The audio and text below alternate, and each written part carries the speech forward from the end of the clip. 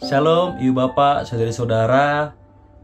Kita tak terasa sudah berada di akhir pekan. Hari ini Sabtu 24 Agustus 2024. Kita bersama-sama hendak menenangkan batin kita, mengambil waktu untuk kita berdoa dan merenung bersama. Mari kita awali dalam doa. Bapa yang Maha Tahu, Engkau tahu yang kami butuhkan. Engkau tahu masa depan kami. Engkau tahu hidup kami. Maka nyatakanlah dan jadilah kehendak-Mu, sebab kami ini adalah milik-Mu. Dalam nama Tuhan Yesus, amin. Firman Tuhan yang hendak kita renungkan diambilkan dari Lukas 11 ayat 13. Lukas 11 ayat 13.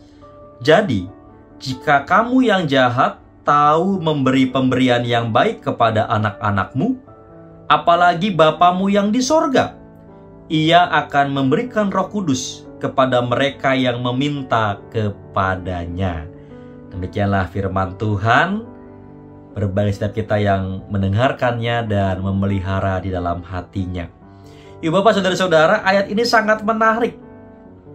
Tuhan Yesus mengatakan bahwa seorang ayah akan memberi yang baik kepada anaknya, apalagi Allah Bapa di sorga. Ia akan memberikan Roh Kudus. Loh, kok diberikan Roh Kudus? Bukan diberikan apa yang kita inginkan atau apa yang baik gitu kan? Kok dikasihnya malah Roh Kudus sih?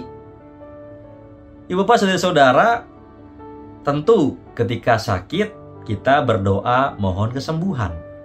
Kalau kita lagi sedih, kita berdoa supaya kita diberikan penghiburan. Kalau kita sedang menghadapi kegagalan, kita berdoa memohon supaya kita juga diberikan keberhasilan. Kita meminta berdasarkan situasi yang sedang kita hadapi. Padahal kita tidak punya kemampuan untuk mengetahui masa depan. Bagaimana jika yang kita minta saat ini ternyata malah berdampak buruk bagi masa depan kita? Itulah sebabnya di ayat 13 tadi dituliskan bahwa Tuhan akan memberikan Roh Kudus kepada mereka yang meminta kepadanya.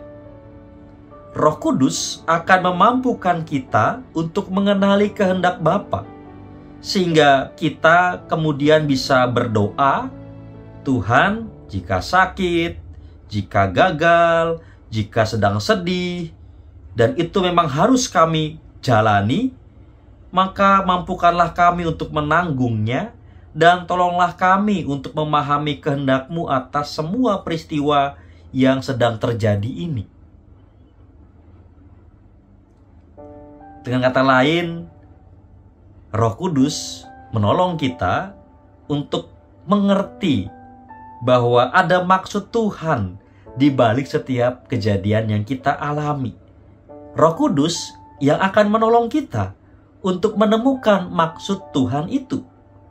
Maka memang hanya Roh Kuduslah yang membuat kita dapat mengenali kehendak Bapa. Itulah sebabnya ketika kita memohon sesuatu, ayat ini justru mengatakan kita akan diberikan Roh Kudus. Bukan sesuatu itu yang penting, tetapi yang penting adalah Roh Kudus menolong kita untuk memahami kehendak Bapa kita. Selamat menjalani hidup dalam kehendak Bapa, sehingga hidup kita menjadi kehidupan yang indah, sebab rancangan Tuhan adalah rancangan yang terindah. Amin. Mari kita berdoa menaikkan permohonan-permohonan dalam pokok-pokok doa kita. Ya Bapa di sorga, tolong kami untuk dapat memahami bahwa bukan kehendak kami yang jadi, melainkan kehendak-Mu lah yang terjadi. Kami mohon agar Roh Kudus yang berdiam di dalam hati dan pikiran kami membantu kami untuk mengenali dan memahami kehendak-Mu, supaya dalam setiap peristiwa-peristiwa kehidupan yang terjadi, kami dapat mengerti rencana-Mu, dan kami tidak ngotot dengan keinginan-keinginan kami sendiri yang sebenarnya kami tidak memahaminya. Ya Bapa yang penuh kasih, kami hendak menaikkan doa-doa permohonan kami. Kiranya Engkau sudi untuk mendengarkannya.